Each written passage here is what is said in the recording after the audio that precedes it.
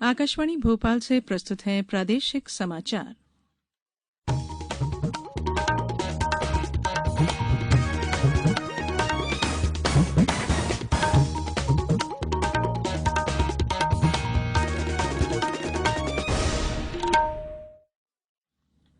नमस्कार, समाचारों के साथ मैं धारणा सचदेव। कोविड मरीजों की संख्या फिर से बढ़ रही है, इसलिए सभी श्रोताओं से अपील है कि कोई भी कोताही न बरतें, सभी सुरक्षा उपायों का पालन करें और 18 वर्ष से ऊपर के सभी लोग बेहिचक टीका लगवाएं। सुरक्षित रहें और इन आसान उपायों का पालन करें। मास्क पहनें, 2 गज की दूरी है जरूरी, सुरक्षित दूरी बनाए रखें, हाथ और मुंह साफ रखें। अब मुख्य समाचार। प्रदेश में 14,000 से अधिक मरीज कोरोना से स्वस्थ हुए। सरकार ने कहा, प्रदेश में संक्रमण चरम पर पहुंचा, नए केस मिलने कम हुए। 5 राज्यों में विधानसभा चुनाव की मतगणना अब से कुछ देर बाद शुरू होगी। प्रदेश में दमोह उपचुनाव के नतीजे भी आज। और सीबीएसई 10वीं बोर्ड के नतीजे 20 जून तक जारी करेगा, मूल्यांकन नीति घोषित की। अब समाचार विस्तार से।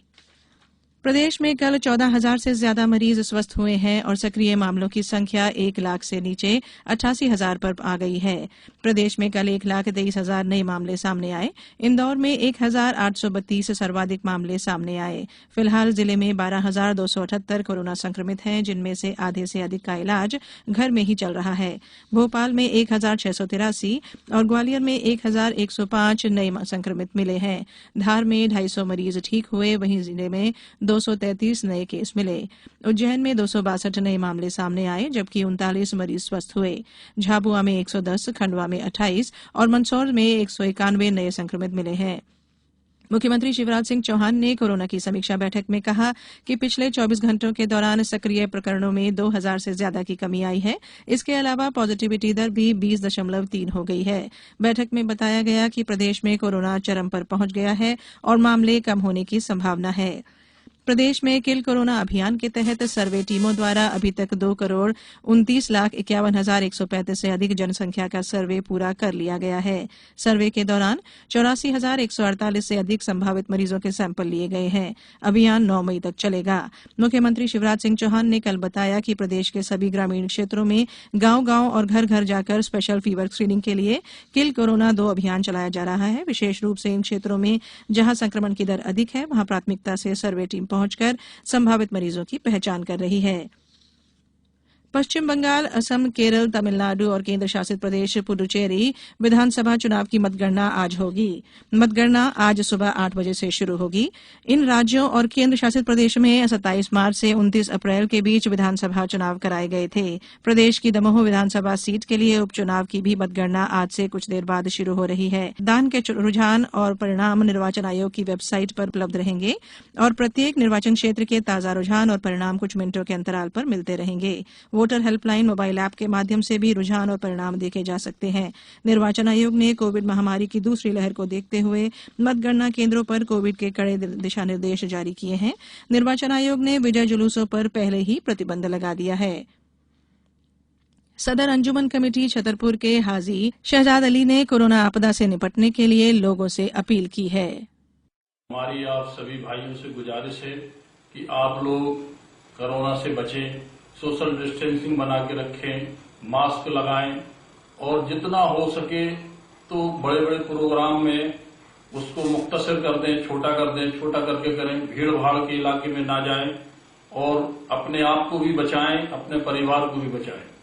दूसरा, जैसा कि वैक्सीन अभी आ गई है जिससे अपना बचाव हो सकता है, तो हमारी सारे अपने मुस्लिम भाइयों से और भी भाइयों से अपील है कि वो वैक्सीन लगवाएं। कोविड-19 से बचाव और सुरक्षित रहने के 3 उपाय। मास्क लगाएं, 2 गज दूरी है जरूरी, सुरक्षित दूरी रखें, हाथ और मुंह साफ रखें। ब्रेक के बाद बुलेटिन में एक बार फिर आपका स्वागत है। सरकार ने कहा है कि 18 से 44 वर्ष की आयु के लोगों के 84,599 लोगों को कल कोविड का पहला टीका लगाया गया। कोविड टीकाकरण का तीसरा चरण कल से शुरू हो गया है। इस चरण में 18 से 44 वर्ष के बीच के लोगों को कोविड का टीका लगाया जाना है। प्रदेश में वैक्सीन की उपलब्धता के साथ अभियान को शुरू कर दिया जाएगा। टीके के लिए पंजीकरण प्रक्रिया 28 अप्रैल से शुरू हुई थी। केंद्रीय स्वास्थ्य मंत्रालय ने कहा है कि देश भर में टीकाकरण अभियान में कल रात 8 बजे तक 16 लाख से अधिक टीके लगाए गए, जिनमें से लगभग 10 लाख लाभार्थियों को पहला टीका लगा, जबकि 6,58,000 लाभार्थियों को दूसरा टीका लगा। 15 करोड़ 66 लाख से अधिक लोगों को अब तक टीके लगाए जा चुके हैं। इनमें से 94,28,000 से अधिक वे स्वास्थ्यकर्मी शामिल हैं जिन्होंने पहला टीका लगवाया और 62 लाख से ज्यादा वे स्वास्थ्यकर्मी हैं जिन्हें दूसरी डोज भी दी जा चुकी है। 1 करोड़ 26 लाख से अधिक अग्रिम पंक्ति के कार्यकर्ताओं को पहला टीका और 68 लाख से अधिक कार्यकर्ताओं को दूसरा टीका लगाया जा चुका है। प्रदेश में टीकाकरण का कार्य जारी है। अब तक प्रदेश के health workers, front line workers, वरिष्ठ नागरिक और 45 वर्ष से अधिक के लगभग 80,69,000 से अधिक लोगों का टीकाकरण हो चुका है। प्रदेश के 3 करोड़ 22 लाख से अधिक नागरिकों को टीका लगेगा। सरकार इस कार्य पर लगभग 2,710 करोड़ रुपए खर्च करेगी। कोविशील्ड वैक्सीन के 45 लाख डोज का कार्यादेश जारी कर दिया गया है। केंद्रीय माध्यमिक शिक्षा मंडल ने 10वीं बोर्ड की परीक्षा के लिए अंक देने की नीति घोषित कर दी है। इसके अनुसार प्रत्येक विषय के कुल 100 अंकों में से 20 नंबर आंतरिक मूल्यांकन और 80 नंबर सत्र के दौरान कराए गए विभिन्न परीक्षाओं के आधार पर दिए जाएंगे। मंडल ने स्कूलों को परिणाम तैयार करने के लिए 8 सदस्यीय टीम बनाने को कहा है, जिसमें से 2 शिक्षक आसपास के स्कूल से लिए जाएंगे। मंडल के अनुसार 20 जून तक परीक्षा परिणाम की घोषणा कर दी जाएगी।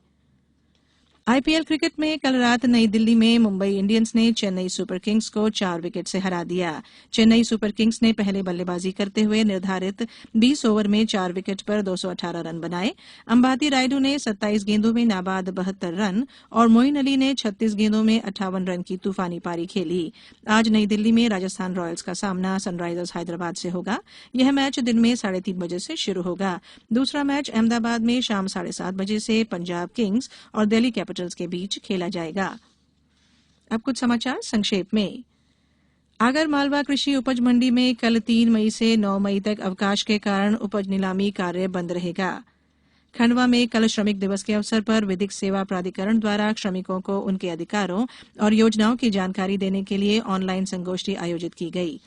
छिंदवाड़ा जिले में समर्थन मूल्य पर गेहूं उपार्जन के लिए स्थापित किए गए 120 खरीदी केंद्रों में अब तक 20,894 कृषकों से 13,19,863 क्विंटल गेहूं की खरीदी की जा चुकी है।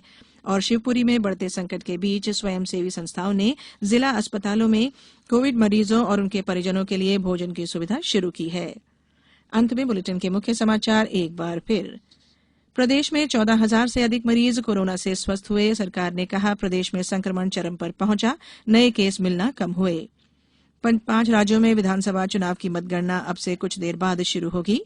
प्रदेश में दमोह उपचुनाव के नतीजे भी आज। और सीबीएसई 10वीं बोर्ड के नतीजे 20 जून तक जारी करेगा। मूल्यांकन नीति घोषित की। इस बुलेटिन में फिलहाल इतना ही। बुलेटिन के अंत में एक अपील, हमेशा ध्यान रखें, मास्क और 2 गज की दूरी, हाथ धोना भी है जरूरी। नमस्कार।